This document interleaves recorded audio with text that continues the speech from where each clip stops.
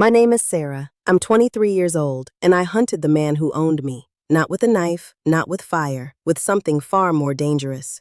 The truth about his own blood.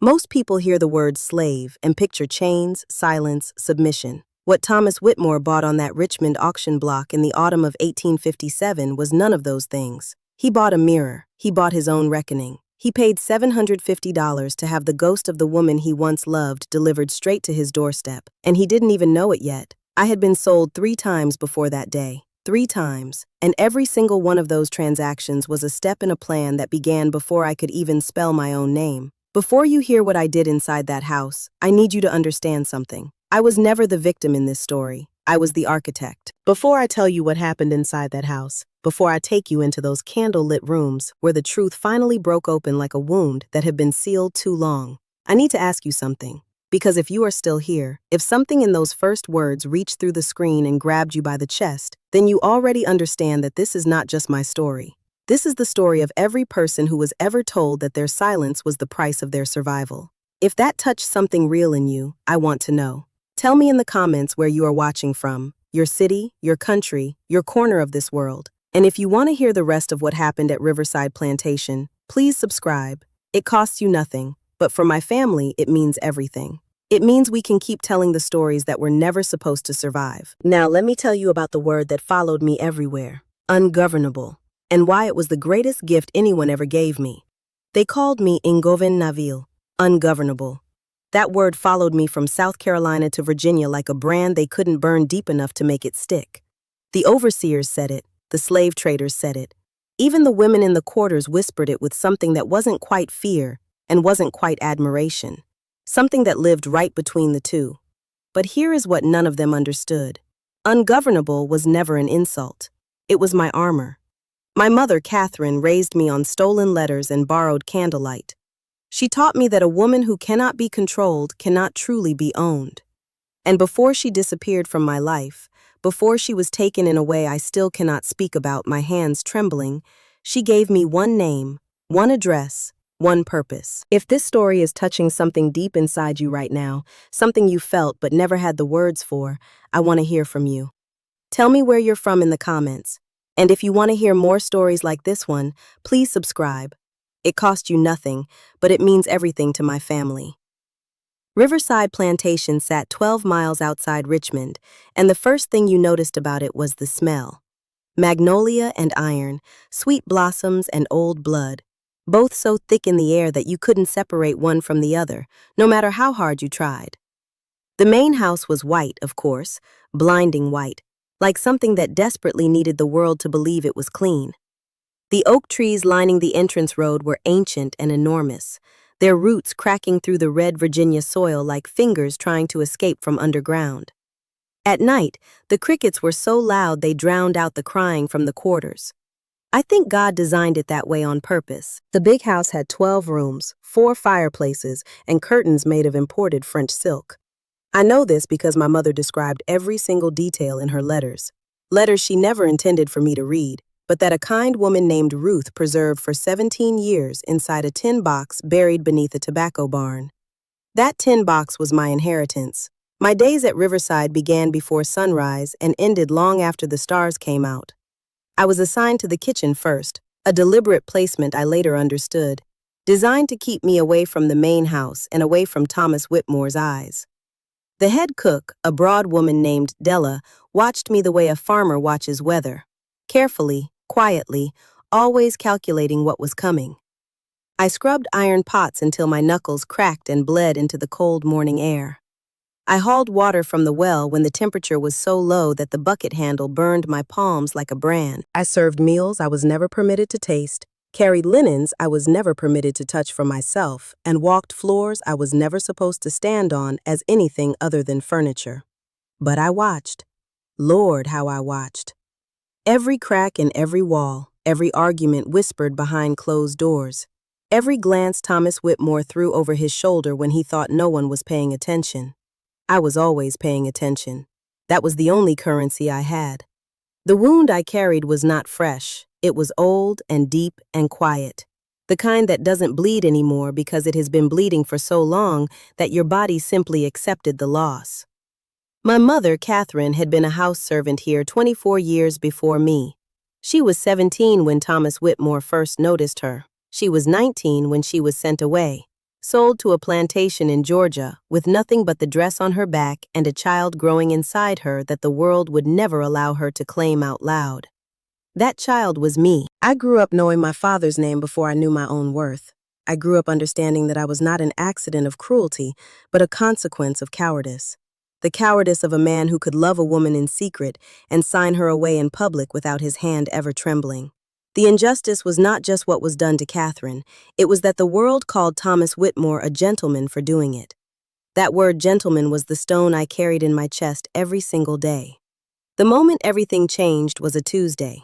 I remember because Della always made cornbread on Tuesdays, and the smell of it was still warm in the air when Thomas Whitmore walked into the kitchen and stopped moving entirely.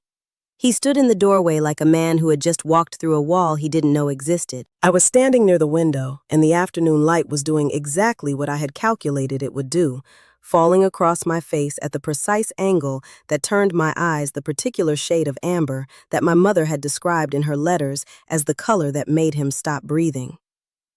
I did not look away. I held his gaze with the steadiness of someone who had been rehearsing this moment for years, because I had been.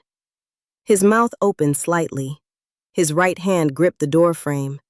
Behind him, I could hear his son Richard calling his name from somewhere down the hall, and Thomas Whitmore did not answer. He just stared at me like a man watching a grave open from the inside, and I let him stare. I had waited too long for this to rush it. My immediate reaction was not triumph. It was control. Cold, deliberate, surgical control over every muscle in my face. Because the choice I was facing in that moment was razor-thin and unforgiving. I could let the recognition break across my features and risk everything. Or I could hold perfectly still and let his recognition do the work for me. I chose stillness. I dropped my eyes just slightly, not in submission, but in the way my mother had described in one letter, the small tilting gesture Catherine made when she was thinking deeply, a habit so particular that apparently no one else on earth made it quite that way. I felt him see it. I felt the exact second it landed in his memory like a stone dropping into still water. The ripple moved across his face slowly, confusion first, then something older and more frightened underneath. He left without speaking, but that night I heard him pacing in his study until well past midnight, back and forth, like a man trying to walk away from something fastened to his own heel. The consequences arrived within 3 days. I was moved from the kitchen to the house. Della looked at me when they told her, and her expression held something I hadn't expected. Not jealousy, not confusion, but grief. Like she already understood what proximity to Thomas Whitmore's guilt would cost me in ways that had nothing to do with physical safety. Inside the main house, everything changed texture. The floors were polished wood that reflected your shadow back at you. The air smelled of beeswax candles and something floral and expensive that I later identified as the French perfume Margaret Thomas's wife wore every single day, like a declaration. My duties were light by design. I understood that he wanted me visible and close. Wanted to keep watching me the way you keep watching a wound you aren't sure is real. Margaret noticed immediately. Her eyes moved over me with the practiced efficiency of a woman who had spent decades identifying threats and filing them away for later. She said nothing, but she began keeping count of everything. And somewhere beneath my careful stillness, I felt the machinery of this house begin to grind in a new direction. And I knew that I had just stepped onto the most dangerous ground of my life. The first opposition came from a direction I hadn't fully anticipated. Richard Whitmore, Thomas's son, was 20 years old and had inherited every ounce of his father's authority without a single gram of his father's guilt.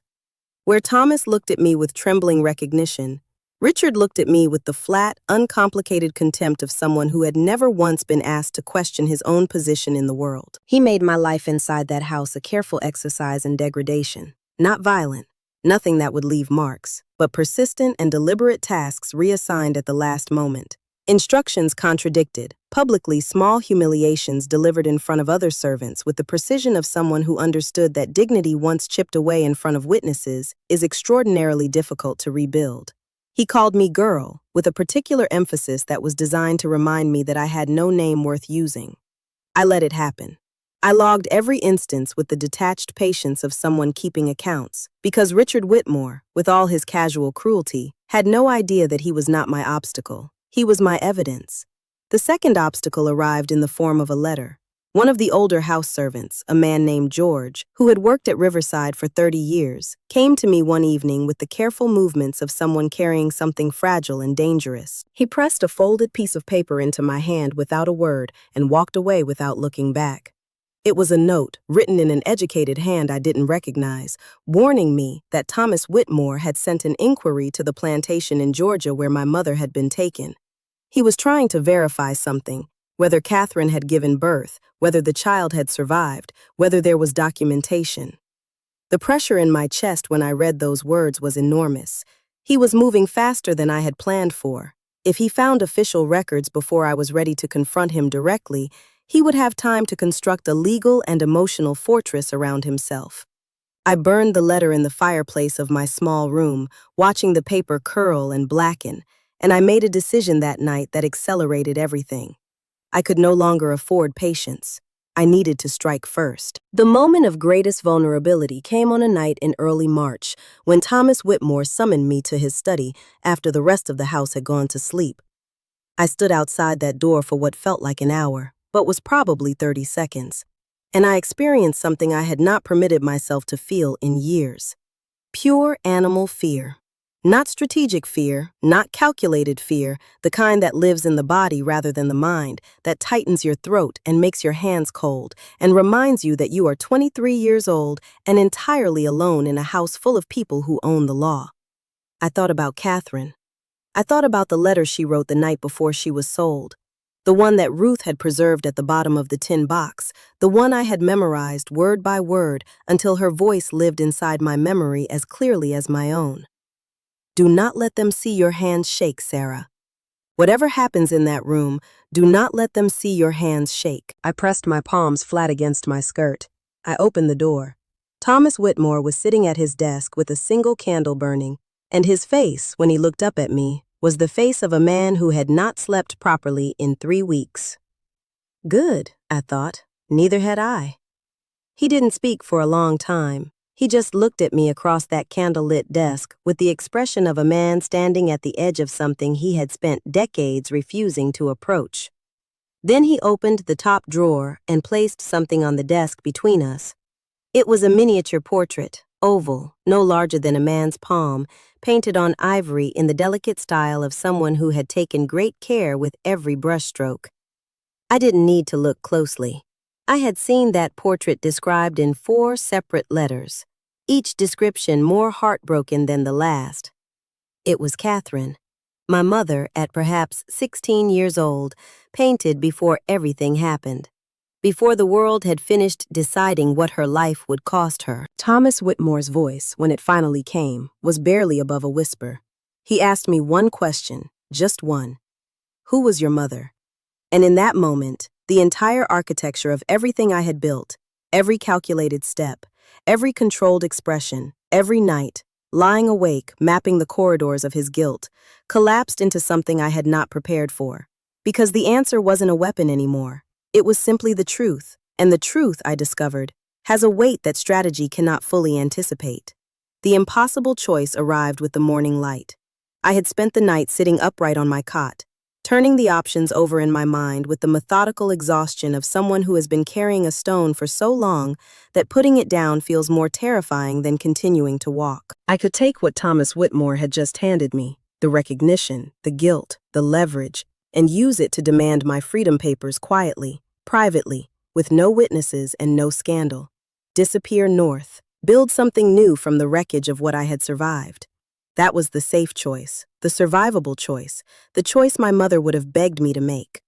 Or I could do what every fiber of my original plan had always intended. I could make it public.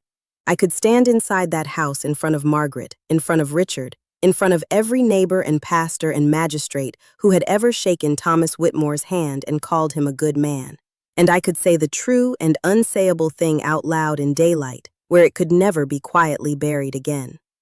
The first option saved me. The second option saved the truth. And I had not hunted this man across years and plantations and auction blocks simply to save myself. I chose the truth, and in choosing it, I finally understood who I actually was. Not the instrument of Catherine's unfinished grief, not the embodiment of a vendetta, not a strategy walking around in a human body. I was a woman who believed at the most fundamental level that a lie protected by power is still a lie, and that silence in the face of it is a form of consent I was not willing to give. That decision revealed something about me that my years of careful planning had actually obscured. I was not at my core a person capable of accepting a private victory. Not because of pride, though there was pride, I won't pretend otherwise, but because I had read every one of my mother's letters, and in not one of them did Catherine ask for personal rescue. What she asked for in the fragile and heartbroken language of a woman writing by candlelight to a daughter she might never see was to be remembered honestly, to have her story told in a room that wasn't dark, to have someone speak her name where it could not be ignored. That was what I owed her, not escape witness.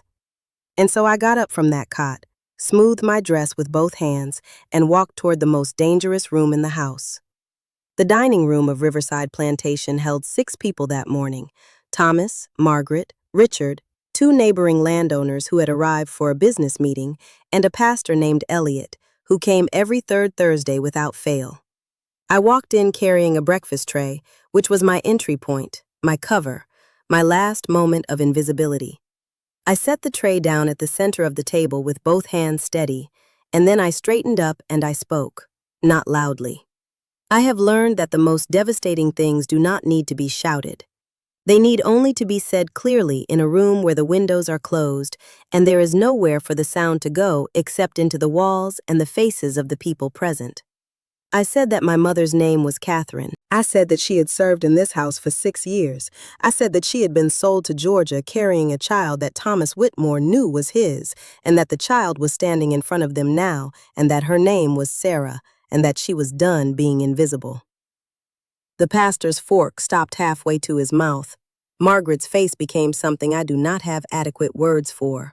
Not rage, not grief, but the particular expression of a woman watching the foundation of 30 years shift beneath her feet in real time. Richard stood up. Thomas Whitmore did not move at all. He sat with his hands flat on the table and his eyes closed, like a man accepting a sentence he had always known was coming. What happened next did not look like victory. Victory, I had always imagined, would feel like fire, bright and consuming and final. What actually happened was quieter and stranger, and in some ways more complete. Thomas Whitmore asked everyone to leave the room. The neighbors left quickly, with the nervous energy of men who wanted no legal or social proximity to what they had just witnessed. Pastor Elliot left slowly, with the weighted steps of a man recalculating everything he thought he knew about the family he had blessed from that pulpit for 20 years. Richard left without looking at me, which told me more about his internal collapse than any expression could have. Margaret did not leave. She sat at the far end of the table with her hands folded and her eyes fixed on the middle distance, and she stayed there for everything that followed. Thomas produced the Freedom Papers within the hour, documents he had apparently already prepared, which meant some part of him had always known this moment was approaching and had chosen in his most private self not to run from it entirely. He signed them without negotiating, without conditions. He slid them across the table toward me, and when our eyes met, I saw something in his face that I had not come looking for and did not know how to hold. Shame so deep and so genuine that it had passed through self-pity entirely and arrived somewhere close to grief. I took the papers. I folded them once and I walked out of Riverside Plantation through the front door, which no one had ever permitted me to use before, into a morning that smelled of magnolia and cold air and something that might cautiously be called beginning. People ask me sometimes what freedom feels like. They expect me to describe something luminous and weightless, a bird leaving a cage, wind across open water, that kind of language. But the truth is more complicated than that. And I have promised myself, in honor of every letter my mother wrote by stolen candlelight, that I will never again choose a comfortable lie over a difficult truth. Freedom in those first days felt like learning to walk on a leg that had been broken and reset improperly. Functional, yes, but requiring constant conscious effort that people who had never been broken simply could not see or understand. What changed in me permanently was not the anger. The anger softened over time into something more useful, a steady and quiet refusal to accept the world as it insists on presenting itself. What changed was my understanding of power, that it lives not in chains or contracts or signed documents, but in the decision to tell the truth in a room that was built to silence you. My mother never got that room. I got it for both of us. I carry her name forward, not as a wound, but as a compass. Catherine, who was ungovernable in her love, and whose daughter learned to be ungovernable in everything else. If her story moves something in you today, tell me where you are in the comments. She deserves to be heard in every corner of this world.